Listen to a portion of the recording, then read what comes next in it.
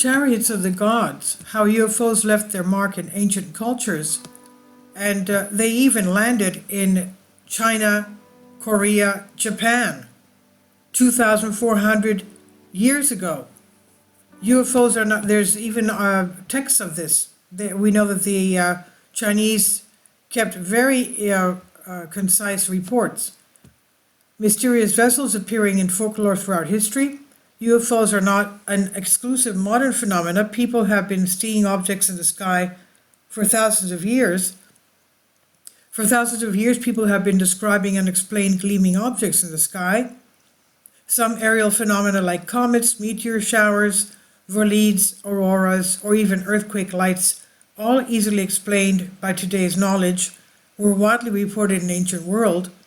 The U.S. Congress is currently investigating unidentified aerial phenomena, UAPs, we think of as UFOs, in the wake of previously classified footage of UAPs being leaked and a former intelligence officer alleging the U.S. government possesses off-world technologies.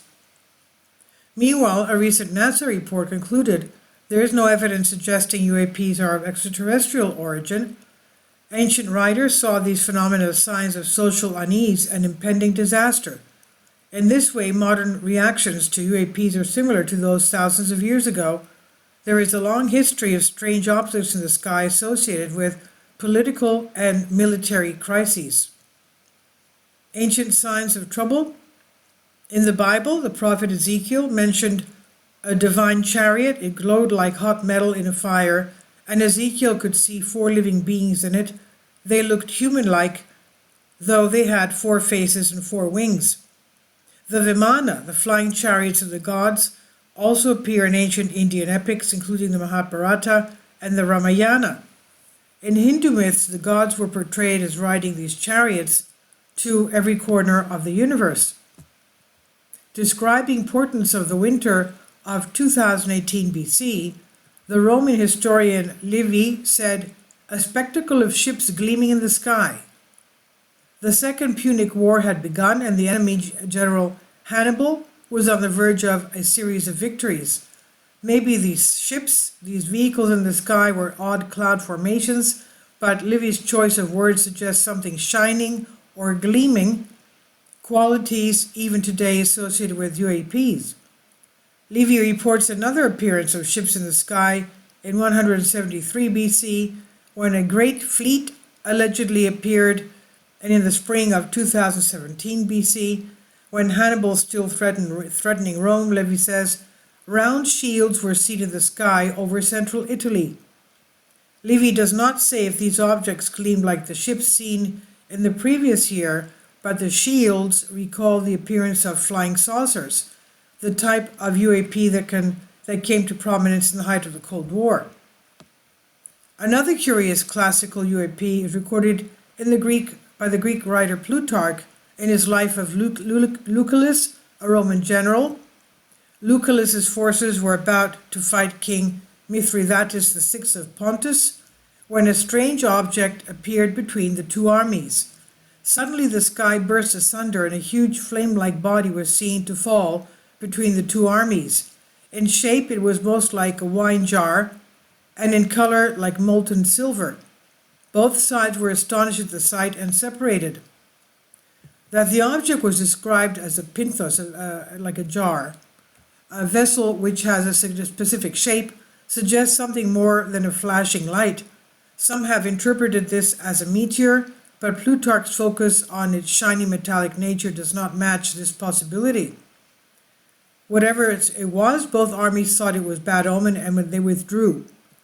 The Roman Jewish historian Josephus, writing about war between Roman and Jewish forces, records an aerial battle between UFOs in 65 AD.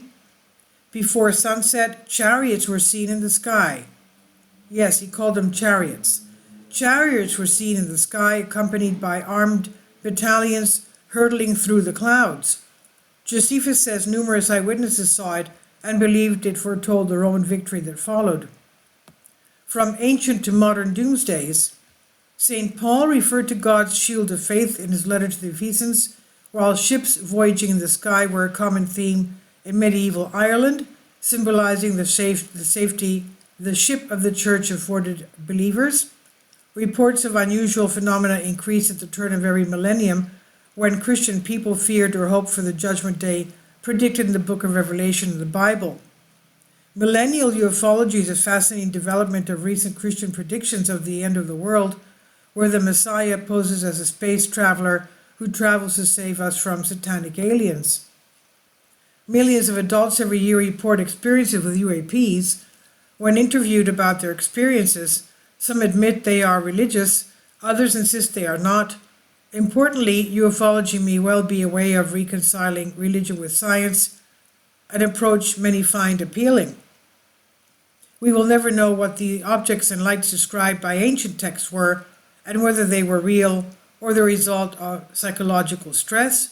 At the very least, significant ancient sightings of UAPs almost always speak to conditions of anxiety and imminent change. UAPs, ancient and modern, confirm our need to project our crises to objects in the skies. Ancient people did not have the doomsday clock to warn them how close the end was, but they watched the skies carefully and found plenty of warnings up there. This is by Michael Charles, Associate Professor, Management Discipline, Faculty of Business Arts and Law, Southern Cross University. Eva Anagnostou Lotidis, Associate Professor, Ancient History, Australian Research Council Future Fellow, Macquarie University, and Marcus Harmes, Professor in Pathways Education, University of Southern Queensland. This was originally published in the Conversation under Creative Commons, and it's on Unexplained Mysteries. Please leave your comments, and thank you for your support.